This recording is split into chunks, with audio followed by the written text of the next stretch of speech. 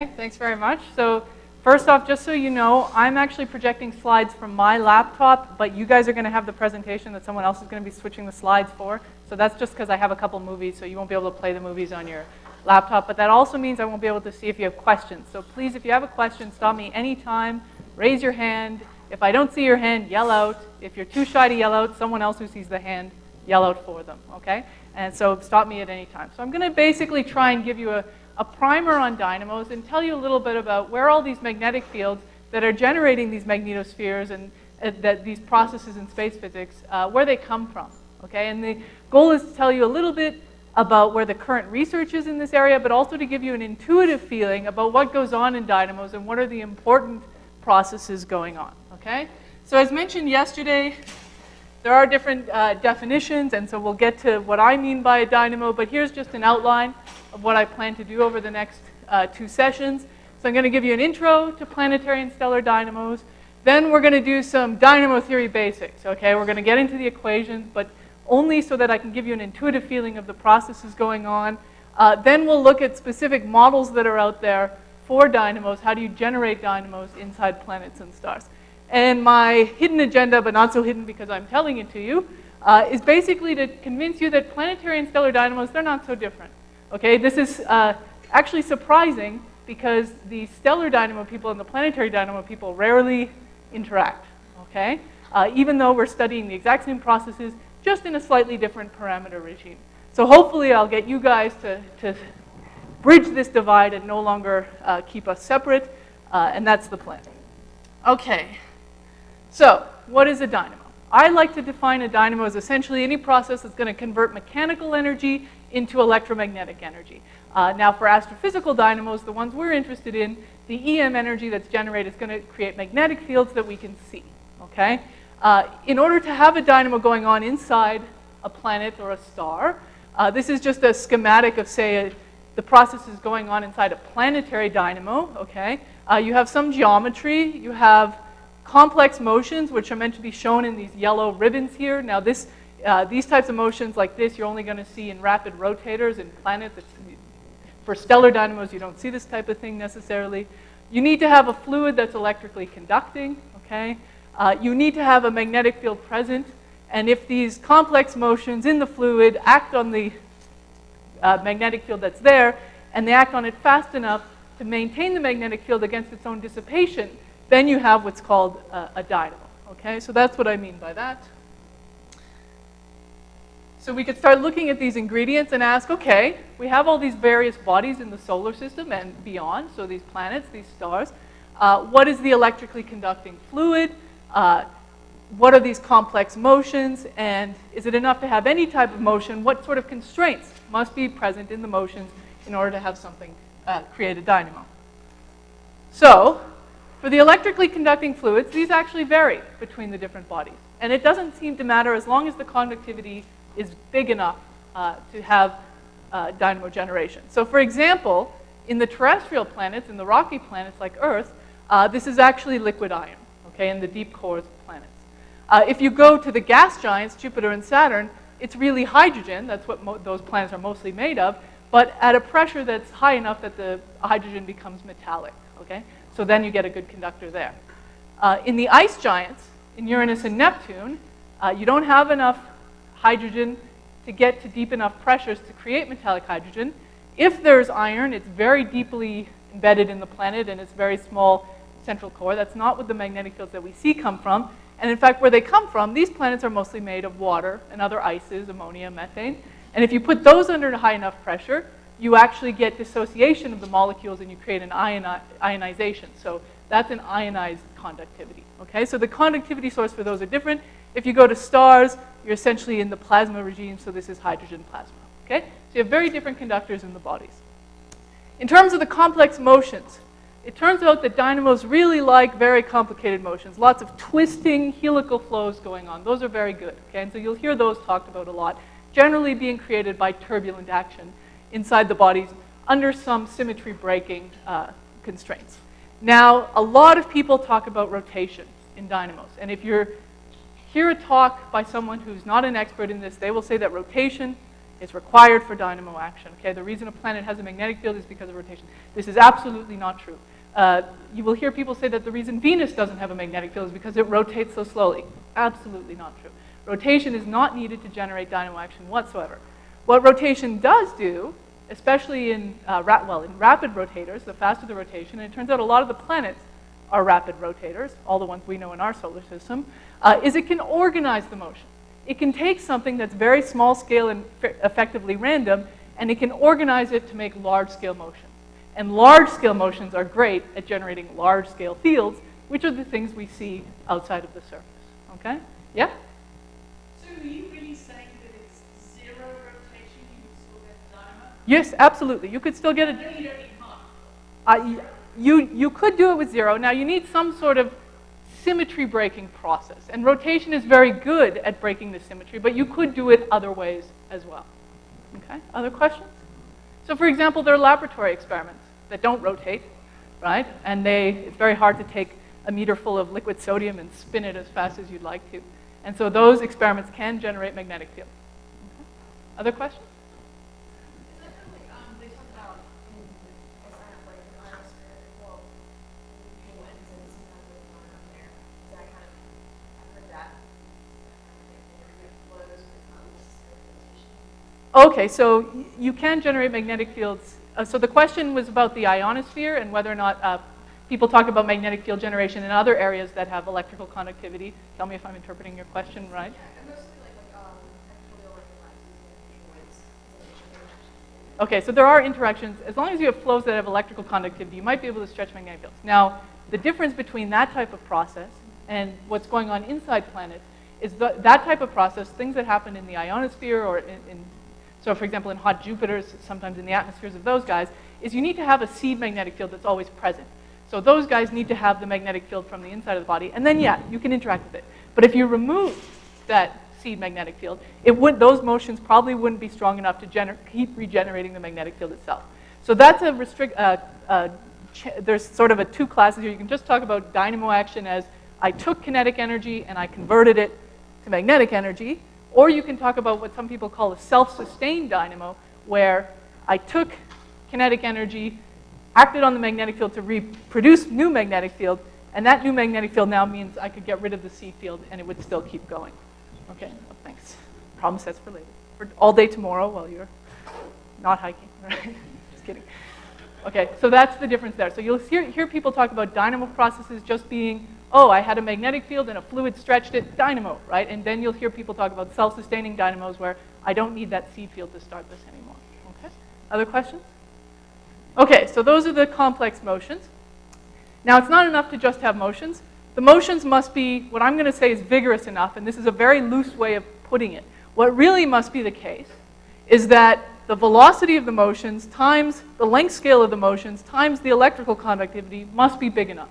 And this is known as the magnetic Reynolds number condition, and I'm going to show you the actual condition later. But there is some combination of properties that have to be large enough to get above some critical value where you're no longer just going to dissipate the energy away. Okay? All right, so let's talk about these complex motions. Where are they coming from? Typically, the ones that are the most important are due to convection. And by this, I mean essentially that in planetary or stellar bodies, you have interiors that are hot, surfaces that are colder. Okay, I should say colder instead of just cold necessarily.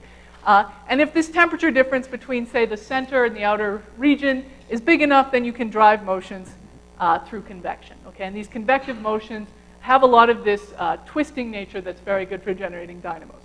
Another important fluid motion is what I would call shear or differential motion. So if you imagine a flow going in the zonal direction, right, and then you shear in that direction, so you have the flow being dependent on the radial direction, then you have good shear. And shear is excellent at stretching magnetic fields. And if you stretch magnetic fields, I'll show you an example when we do the dynamo theory basics, you can create stronger fields, okay? So it's considered to be an important process for magnetic field generation, although it's technically not required, okay? If you just have sort of these small-scale turbulent motions, that might be enough. And finally, as I mentioned before, rotation's not required, but when you have strong rotation, everything gets larger scale, and that's good for seeing larger fields. Okay. All right, so we're going to just start looking at the magnetic fields in the solar system. And we'll start with Earth's field here, okay? One key thing to remember when you're talking about dynamos, it's something that I consider to be a major difficulty in this field compared to, say, trying to study a magnetosphere and so forth, is that stuff is happening deep inside the planet. So these are magnetic field lines from a dynamo simulation by Gary Glatzmeyer. And the core mantle boundary, which is the outer boundary of the iron core, where all the magnetic field generation is occurring, is about there. And then the field lines escape out here, but out here you have an insulator, so they essentially just follow up what they would look like as a potential field. And we observe them way out here. So by the time we see them, this is a picture of the radial component of the field, so the outward component of the field at the surface of the Earth. Okay, so blue, you'll have field lines going in. Red are contours of where field lines come out. Okay, so the field looks very nice here, kind of simple. I would argue it almost looks very dipolar, fairly axisymmetric if that was the rotation axis right there. Okay, but when you look at what it looks like inside the core, it's a mess. Okay. And we're trying to understand the processes that are going on in here based on what we see out here. Okay, and that's difficult. All right. A typical representation of a magnetic field of a planet, people talk about these tilted dipole models. Okay, I'm not a huge fan of them because they don't work for all the planets, but they're pretty good for at least the ones that are mostly dipolar. You could imagine that you would get a field that would look something like this if you stuck a bar magnet at the center of the planet, but then tilted it with respect to the rotation axis. And for Earth, you tilt it by about 10 degrees. Okay? So that's sort of how we're going to look at representations of the fields at the surface. Okay, so that's what Earth's field looks like today. We know a lot about what the Earth's field looked like in the past. Okay? So say for the past 30 years, we've had satellites like MagSat and Ørsted, which have given us nice pictures of the field. If you go further back in time, and you're going to see, I'm going to show you a movie here. This is the date. This is 1590, okay? If you go back to about this time, we actually have records from ship logs. As people were crossing the Atlantic, they used magnetic fields and compasses for navigation, and they kept detailed logs, okay? So actually one of my PhD supervisor, his PhD project along with postdocs, was to go back through all these logs and get all the magnetic field measurements to make maps like this and then to make movies in time. So I'm going to show you what the field looks like. Now this is the field at the core mantle boundary. So I've taken that field at the surface and I've downward continued it to what it will look like at the core mantle boundary. So you're going to see more structure in the field here. They're not going to look as nice because you get more of the small scale fields as you get closer to the source, okay? But you notice already that there's basically one sign of field. This is the radial field in the northern hemisphere, another sign in the southern hemisphere, but there are little perturbations about it. So let's play the movie. Okay, so you see the date moving on in the past. So things to notice. You pretty much stay blue and red, but you see little variations, okay? You will notice these little flux patches near the equator drift westward. This is a fundamental property of the Earth's magnetic field that people try and get right when they do simulations. Let me run it again. I think I can run it again. Okay, so this westward drift of small-scale flux patches near the equator, that seems to happen, okay? You will notice a growth of this blue area, here it comes again, in the southern hemisphere. It's getting bigger and bigger, okay? I think it was Mark alluded to yesterday that the Earth's dipole moment is decreasing right now. The reason it's decreasing is because of the growth of this patch, okay? Now the question is this patch going to keep growing, or is it just a little perturbation that's going to decay away again? And that's going to really determine whether or not the dipole moment is going to continue decreasing. Maybe we have a reversal, okay? Or if that's just some perturbation of the system, which will eventually go away again and will kind of restore back to previous values, okay? So that's what the field has looked like as a function of time. Now, if you want to go further back in time, you have to use paleomagnetism. So you need to look at the magnetic fields that are frozen into rocks as they form on the Earth, on the ocean floor, and so forth. And from that, we know that the Earth's magnetic field's been around for at least 3.5 billion years, okay? So it's a very long-lived field. And you can use paleomagnetism to determine things like the fact that the Earth's field reverses. It reverses chaotically in time. There's no pattern like in the sun. But it occurs on average every 500,000 years or so, okay? Coincidentally, the last reversal was 750,000 years ago, so we are overdue. All right, so that's Earth. What about when we move on to the other planets? Here are some pictures. These are, again, the radial component of the field at the surface of the planets that have active dynamos today. Okay, so you've got Earth, you've got the giant planets, you have Mercury, and Ganymede as well, but the data is not great enough for me to make a picture like this, so I just put it on there, okay? Now, you look at these pictures, and I'm going to ask you a question, okay? Look at Earth's field. Next, pretend you're colorblind, so you don't care about the blue versus the red. And if you looked at all the other fields, which one would you say looks most similar to Earth's field in terms of structure? There's no wrong answer here. Okay, so I heard Jupiter and Saturn, okay? So these are, I'm glad you didn't say Uranus and Neptune, okay? So Jupiter and Saturn. So let's see why we, someone who said Saturn, tell me why you say Saturn. I heard Saturn, maybe I just made it up. Yeah? Because of its symmetry, so you're saying because you see mostly one sign of field in one hemisphere and the other one? Yeah, I agree. Would you argue that you see this kind of same thing in Jupiter? Okay, so if the equator is here, it's mostly red in the north and mostly blue in the south, right? Now, someone who said Jupiter, tell me why you picked Jupiter over Saturn. Yeah, so there, right, so it's not as perfect as Saturn. Saturn looks almost perfectly symmetric. It doesn't vary as you go along a latitude line. Jupiter seems to have a little wiggliness, as I'll put it, okay? And Earth also seems to have a little wiggliness. And one way you could quantify this is, as you say, look at the multipoles, look at the things beyond the dipole, and look at the tilt of the dipole. So how much of the dipole is outside of the rotation axis? And it turns out that Jupiter's dipole tilt is 10 degrees. It's almost identical to the Earth's dipole tilt. So Jupiter is probably most similar to Earth in terms of the large-scale field being met. Now I would argue that that's kind of surprising, because Jupiter, if you asked me, what planet in our solar system is most different from the Earth, I would probably say Jupiter, right? Just in terms of composition, size, and so forth, okay? You will notice that Venus is nowhere on here. Venus does not have an active dynamo, okay? Venus, if you ask me, would be the planet most similar to Earth, okay? So there's obviously something more fundamental going on than just the basic structure of the planet that determines its magnetic field. So we want to understand, why does Jupiter have a field that's so much more similar to Earth than, say, Venus? Okay? You will notice similarities that Mercury as well, this is not a monopole. I get this question a lot when I look at this plot. Okay, this is actually a dipole field plus a large quadrupole. And if you add a quadrupole to a dipole, you cancel a lot of field in one hemisphere and you add it in the other. Okay? So don't worry, there are no monopoles in planetary dynamos. Did I see a hand go up somewhere here? Yeah? What is the in Mercury? So Mercury has a big core, and it must also be convecting. So the complex motions are still convection in an iron core in Mercury. Okay? Yeah? Does this account for the offset? So do you mean what accounts for the, yes, so the large quadrupole accounts for the offset. So is that what your question was? Okay, so if you notice, if I asked you, where's the magnetic equator? Where's the 0 point in the radial field? For Earth and Jupiter, it's kind of very close to the real equator, the geographic equator. For Mercury, it's much more north, and that's actually just what you get when you add a dipole and a quadrupole. Okay, so you hear people who are now on the Messenger mission talking about Mercury are always talking about the offset dipole and how it's offset about 400 kilometers to the north of the equator. Okay? But you will notice that these four planets, Mercury, Earth, Jupiter, and Saturn, have a field that's dominated by the dipole component and by the axial dipole component, the component of the dipole that's aligned with the rotation axis, right? You could imagine an equatorial dipole where you flip this 90 degrees.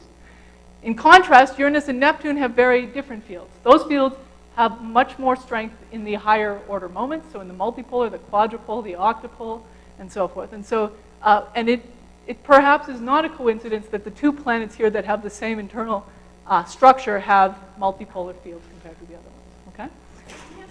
Yes, of course.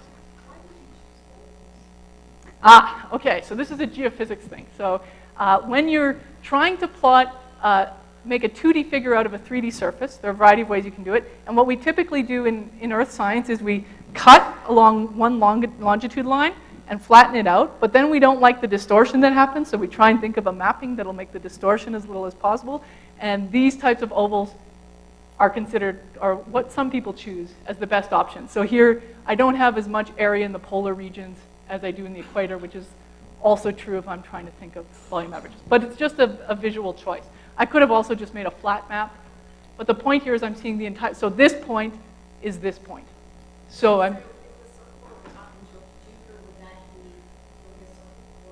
it's going to be circular. It's going to be a closed loop near the pole. So the North Pole is there. So this will be offset to some area of the planet. Yeah. Okay. Other questions? All right. So those are the planets in our solar system that have active dynamos. We can also look at the planets in our solar system that no longer have active dynamos, but that we have some information they probably had dynamos in their past. And the way you get this information is by looking at whether or not rocks on the surface are magnetized strongly enough that the only way you could do it is through having a large-scale field in the past. Okay, and if you do this, well, Earth's surface, these are magnetic fields on the Earth's surface due to dynamo action in the past, okay? You notice that the magnetic fields are much smaller scale. That's because the sources, the rocks with the magnetism, are much closer to the surface of the planet. The moon has magnetic fields, also small scale. You'll notice they're not global, that not all the rocks are magnetized. Okay? Mars as well has a remnant field due to its past, and there's work suggesting that planetesimals early in the solar system had dynamos, and possibly even some asteroids like Vesta, the big ones, Vesta and Ceres, may have had dynamos in their past. Not today, but in their past. Okay? Venus is a horrible planet because we have the way you determine whether or not you had dynamos in the past is you look at the crustal magnetization. Now, the problem with crustal magnetization is you need the temperature at the surface of the planet to be low enough for the magnetic fields to freeze into the rocks. And the temperatures on the surface of Venus are too hot. They're beyond the Curie point for most typical minerals. There are a couple minerals that maybe they're not. So some people have argued, like I've heard Dave Stevenson argue that, well, if we put a magnetometer on the surface, which is of course a challenge as well, we might be able to see some magnetization. But basically, we have no idea what's happened in the past with Venus.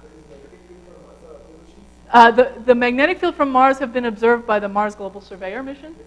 Yeah, so this is a map from the, by Langlais et al. That's from the MGS thing. There's also an instrument called the electron reflectometer that also does magnetic field, but it measures intensity of field instead of just sign. But they see similar things like this, but they can see a lot of smaller scale fields too. Okay, other questions? All right, so these are magnetic fields of the planets. Let's move on to other bodies in the solar system, like the sun, okay? Sun's got a magnetic field. It's quite different in some ways from the planetary magnetic fields that I've shown you. Mainly, so this is a magnetogram. It seems to have these very strong magnetic fields, these black and white regions here, but they're very patchy and they're very small scale, and these are the sunspots, okay? But then it also has a global weak dipolar field that's, you know, a factor of 1,000 or so smaller than the intensity of these small scale flux spots. Now, on all the planets, the dipole, or at least the larger scale dipole, quadrupole, and octupole kind of win. Okay, you don't have these really intense small scale structures, this dichotomy between the field strengths in those. So we'll try and understand why that's the case. Other important features of the sun that you'll probably have heard of and are always talked about. We also have information of the solar field over time. Okay, and this is the butterfly diagram, fairly famous diagram. So this is the year going up until a little bit before today. And this is latitude, and you can see the magnetic field. The colors here represent sign. These are the sunspots. And you see that, for example, they last for about 11 years. They migrate towards the equator. Then they flip sign and go on and then flip again. And this is fairly regular in time, although there are times when there were fewer sunspots or they were absent, for example, like in the Maunder minimum. But it seems like the sun's field has a very regular reversal period. Every 11 years, the sign of the field flips, both in the large-scale dipole field, which you can kind of see in the equator regions here, as well as in the sign of the leading sunspots in the pairs, okay? And that happens every 11 years. And us who study Earth's magnetic field are very jealous of this, okay? You can observe a reversal happening, you know, right in front of you when you're studying the sun. You cannot do this in the Earth. Reversals take probably about 1,000 years, and we haven't been around for one, although maybe we're in the beginning of one. Okay? All right. So where is the solar dynamo generated? Okay, so we talked about most of the planets having either cores of iron or the metallic hydrogen region in the giant planets or a large water layer. For the sun, we actually have profiles of the velocity fields going on in the convection zone in the sun. Okay, so the convection zone goes up to about, from about here to about I think it's 0.7 or so, 0.8 of the solar radius, okay? Through helioseismology, we can get profiles of the differential rotation in the sun. We know that the sun rotates more quickly in the equator regions than it does in the polar regions, okay? And the fact that you can see this fluid velocity profile throughout it, it also makes planetary people very jealous, okay? We cannot see anything beyond stuff just near the surface, okay? This region at the bottom here is known as the tachocline. You've probably heard of it. What's happening here is you'll notice that these differential rotation profiles, they essentially, although you see differences here, by the time you get to the radiative interior, it's pretty much rotating at all the same rate. So there are regions where there's large shear in the velocity field. And as I mentioned before, large shear is good for generating magnetic fields. So it seems like the tachocline is a region where you would get very strong field shear or field generation due to shear. Okay, and we'll talk about models that show that. Okay, so that's the sun. Let's move even further out. Let's go to stars. Okay, when we're talking about stellar magnetic fields, now again, this isn't my specialty, but what I've really noticed reading the literature is that there is a strong correlation between the spectral type of a star, okay, how hot or cold the surface temperature of the star is, how big or small it is, how young or old it is, say put it in there, between the spectral type and the type of magnetic field that you get, okay? This is most likely due to the fact that the interior structure varies as you vary these properties. And so I'll show you this a little bit later, but for example, colder stars over here, like the M-type stars, are basically fully convective, so they don't have a radiative interior like the sun, okay? As you get to the solar-type stars, you develop a radiative interior here, and the convection zone is isolated in an outer region, whereas if you get to even bigger stars, early-type stars, the B-type stars, you lose the outer convection zone and you start generating an inner convection zone, okay? So the region where dynamo action can occur in these bodies varies very much with the stars. And you end up seeing differences in the magnetic field due to this, okay? So for example, this is a nice plot that I pulled from a paper that's in the Living Reviews of Solar Physics, okay? A great website with living reviews, as it says, so I recommend going there. So this is a plot, it's got stellar mass here versus rotation period, okay? So this is going to show you that rotation is important as well. And all of these symbols, each of these symbols is a star, okay? You can't see the labels, but there are names on here. And the size of the label is related to the strength of the magnetic field observed from the star, okay? And the shape of the label is related to how dipolar the field is, okay? So you will notice things that are plotted on your left-hand side, that's left. On your left-hand side are more rapidly rotating than things plotted on the right-hand side, okay? Where's the sun? The sun's over here, okay? So there's, for comparison, the solar field, mostly dipolar, very weak kind of dipolar field. It's not too strong a rapid rotator, okay? If you compare it, for example, to the planets, it doesn't rotate very fast. If you get to planets that rotate much more quickly, you get much stronger fields. They seem to be more dipolar. Your fields get more multipolar as you increase rotation. So rotation does seem to be able to affect the strength of the field and the sign of the field, okay? Or not the sign, the morphology of the field, the structure of the field, okay? So this is a nice observational diagram then. Do you know anything about the solar cycle? Good question. Okay, so the sun is up here, and the sun, as I've said, so you're asking about so the sun we know flips every 11 years. It turns out that, as far as I understand, and someone can correct me if I'm wrong, that observations of solar-type stars all seem to show cycles as well. Okay, so the period might be slightly different, and it can depend on things like the rotation period as well as other things. But you do not see cycles, say, in these stars over here. Okay, so there seems to be something fundamentally connected between the structure of the convection zone inside a star and the type of field you get and even the presence of cycles. Yeah? And the rotation period.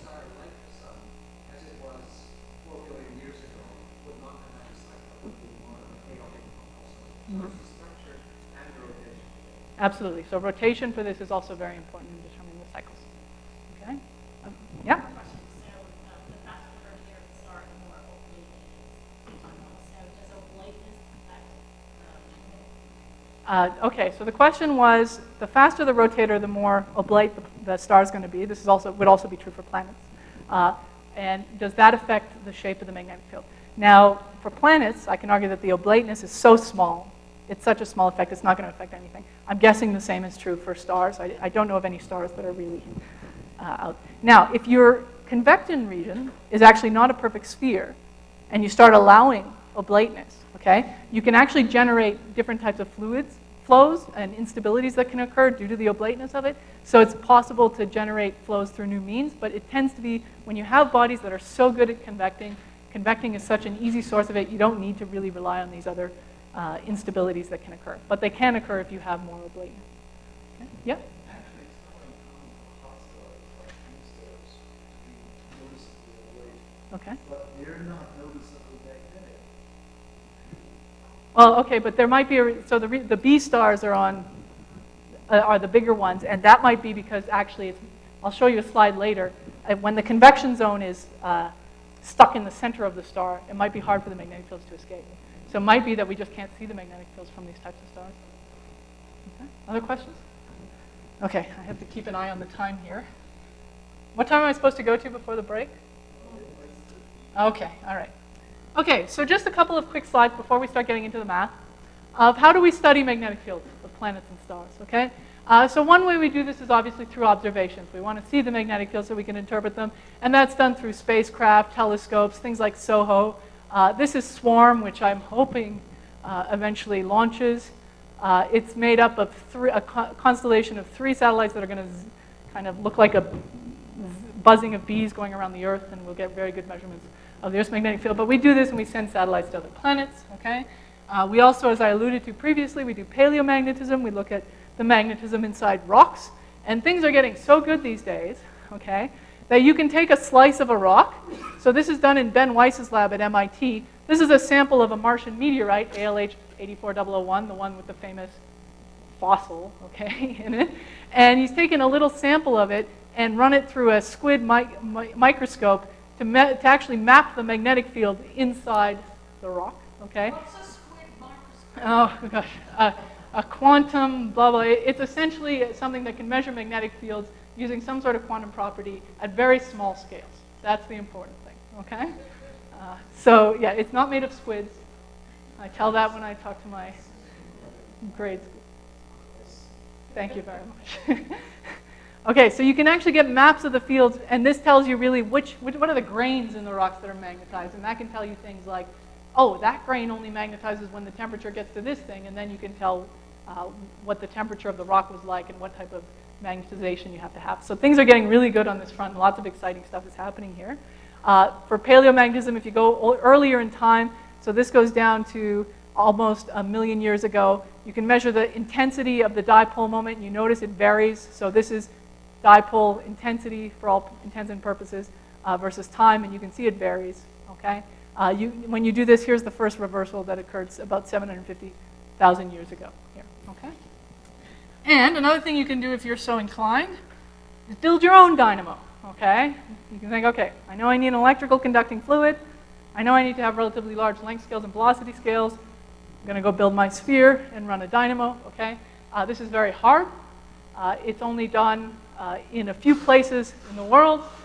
They don't work in what I would call a planetary or stellar regime where you have convection driving these motions. Can't do that, okay?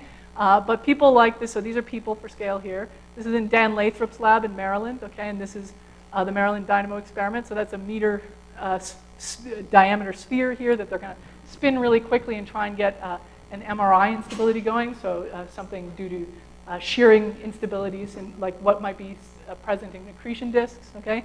This is the first one that occurred much earlier on. This one cheated, but it's still a good thing. They said, okay, we know we need complex motions, okay? It's very hard to get complex motions in a homogeneous sphere filled with fluid. So we're just going to make a bunch of pipes that go all over. So what you're seeing here is the outer side of the pipes. And we're going to make the flow going through the pipes be very complex, okay? So, and it worked, and they were able to generate fields. So it's a sneaky way of generating dynamo. The other thing we do is we do numerical simulations, okay? Take in the equations that govern dynamo action, plug them in, and generate magnetic field models. So this is from one of my models for the Earth's field. And you can see a lot of the features, if you remember back to that movie of the Earth's field, the westward drift that's happening in this model. It's mostly dipolar, sorry for the different color scale. But these are the types of things people do when they analyze planetary dynamo models, and there are also solar dynamo models that can produce some features of the solar. All right, we're going to start dynamo theory basics just to warm you up before the break, okay? There are lots of equations on the following slides. Those are not because I'm going to go through them. Those are because they might be useful for you on your problem set, which I will give out later, okay? All right, but just the basics. Where do we start from? Well, let's start with the electromagnetism stuff. And here we've got Maxwell's equations. So I've just written them here, okay? We're going to use Maxwell's equations in combination with the Lorentz force. That's going to be important to use. And also a simplified version of Ohm's law. It looks much more simple than the one that Terry showed yesterday, okay? So these are the fundamental equations. Now, we rarely work with those fundamental equations, okay? What we do instead is two things. First of all, we make an approximation that you can make inside dynamos, known as the magnetohydrodynamic approximation, or the MHD approximation, which is good as long as the velocities of the conductors you're looking at are much smaller than the speed of light, okay? And so these simplify the equation somewhat, and I've just listed the final equations here. You will derive these on your problem set, okay? You will not panic when you see the Lorentz transformations on the problem set, okay?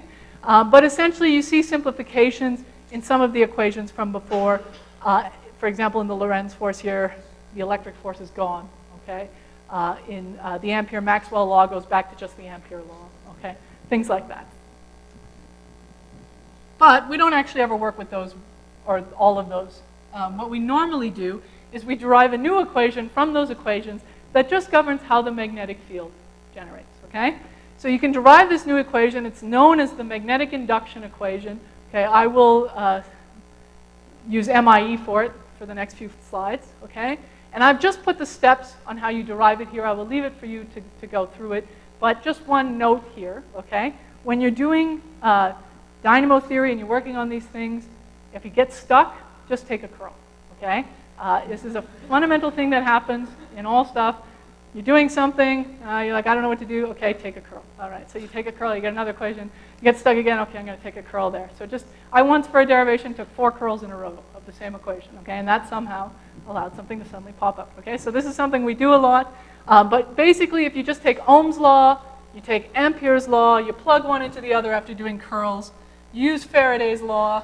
So I've used all of the different laws. Gauss's law goes in there too. Eventually, you end up with the magnetic induction equation. So this is the big equation that we're going to be able to use to intuitively understand what's going on, okay? So this equation, notice it only involves the magnetic field, B, and velocity fields, U. So there's no electric fields in here anymore, okay? We managed to get rid of them by substituting in from other equations. And this equation has the form of what's called a source diffusion equation, okay? So essentially, the left-hand side here says, how do I grow or decay magnetic field? How do I make it change in time? And the right-hand side says, well, there are 2 ways you can do this. There are only 2 terms here, okay? This last term is proportional to the Laplacian of B, so that's a diffusion term, okay? And this constant in front of this lambda, is proportional to 1 over the magnetic permeability times the electrical conductivity. This is known as the magnetic diffusivity, so you can think of this as a diffusion constant, okay? This term is the source term. It's a term where you can generate field in other ways than just diffusion, okay? So this term is where you have the interactions of the velocity fields with the magnetic field. And it's really the fact that this term is the curl of the cross product between U and B that requires that the motions be so complex in order to generate dynamos, right? If that was just something nice, if that was just U times B, okay, dynamo action would be much simpler, all right? So this is the equation we're going to analyze in order to understand dynamo action inside planets, okay? So we're going to work with this equation. Now notice it's a PDE. It's not fun to solve analytically. There are a few simplifications you can make to try and look at special cases, and we'll try and look at a couple of those, okay? All right, so let's just do one simple experiment, okay? I'm going to play the role of the skeptic, okay? I'm going to say, how do you know the Earth's field is generated by a dynamo? Yeah, I see a magnetic field today. Maybe that's only there because, you know, solar system formation, planet formation was crazy. There were lots of magnetic fields around. Some of them just got caught up in the Earth, and they've just been decaying away over time. How do I know that instead of that, we actually have dynamo action occurring today? Okay? And one way you could address that problem is you could take the magnetic induction equation, and you could say, okay, if you don't have fluid motions generating fields inside the Earth, then your velocity must be 0. So take the magnetic induction equation, get rid of velocity, that gets rid of your source term. If you no longer have your source term, the only thing left is the diffusion term, okay? So this is my magnetic induction equation, all right? Now let's just do an order of magnitude estimate using this equation of how long it would take for a remnant field, okay, to decay away. So for the left-hand side, I'm going to say a characteristic scale for the time derivative of B is just given by the intensity of B divided by this time scale I'm going to look for, okay? So this is just an order of magnitude estimate. The right-hand side, I'm going to keep the lambda. I'm going to replace B with B, and derivatives are just going to be 1 over a length scale, so I'm going to get B over L squared. Is that okay? The B's cancel. This always bothered me as a student. How could a process not depend on the B? But it works in all diffusion cases, okay? And eventually you get something for the time scale being proportional to the length scale squared divided by lambda, okay? So now you could plug in these values for Earth, and you could ask how long would it take for the field to decay, okay? Technically, this is going to be the E folding time, so it's how long it would take for the field to decay by a factor of E, okay? All right, so for the Earth, what length scale do you use? Well, probably the simplest thing to do would take the radius of the core, okay? You could do that. It turns out that if you're a little bit more mathematical, what you want to do is take the slowest decaying eigenmode, which is just the radius of the core divided by pi, okay? It's not going to affect your answer much. You plug it in here, it affects it by a factor of 10, okay? And you get the time scale to be 15,000 years, okay? So if the Earth's field were remnant, it would have decayed by a factor of 1 over E by over 15,000 years. And we know the field has been approximately the same strength for at least 3.5 billion years, okay? This is how we know the field is not a remnant, okay? Interestingly, if you do this for stars, if you plug in the length scale for stars, it's so much larger, okay, that you get timescales of about 10 to the 9 years. So it's not as straightforward, actually, to dismiss a remnant field hypothesis using this type of argument for stars. There are other ways of dismissing the argument for some stars, but there are stars out there where you could argue it's just still a remnant field. All right, 1 more minute left. I've got 1 more slide for 1 more minute, and we'll get back to this. Okay. Again, lots of equations just for intuition purposes. So here's the magnetic induction equation like we had it before. Now I'm going to use a vector identity, okay? But this is another thing we do a lot in dynamo theory. I'm going to plug in a vector identity for this curl of U cross B so that I can write it in terms of a bunch of dot products, okay? Or so B dot grad U dot grad B, B times del dot U, and U times del dot B, okay? Now, lovely things happen here. For example, we can use Gauss's law for magnetism to get rid of that guy because del dot B is 0, okay? This U dot grad B term, I can move over to the other side, okay? So then on the left-hand side, I'm going to have d by dt plus U dot grad acting on B. And that's just the Lagrangian derivative of the property, right? That's the derivative as you move with the particle, say the fluid parcel as you're going with it. So this is just a derivative on this side. And what you get left with on the right-hand side is 3 terms, okay? This B dot grad U, B times del dot U, and the diffusion term that we didn't do anything with to start with, okay? And I like this way of interpreting the magnetic induction equation, because this says, if I'm moving with the particle, the rate of change of the field as I move with a fluid parcel, it can only change if 3 things happen. Diffusion, that's the easy one, okay? This one says, I have to have magnetic fields aligned with gradients of velocity. That is that sort of shearing ability, okay? So if you have this property, if you have stretching of magnetic field lines through velocities, that's done through this term.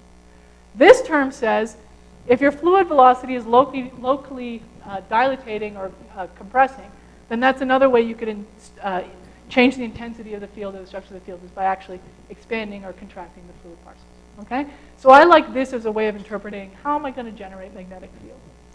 Questions? Okay, with that, I will stop, and when we get back, we'll start talking about the magnetic Reynolds number.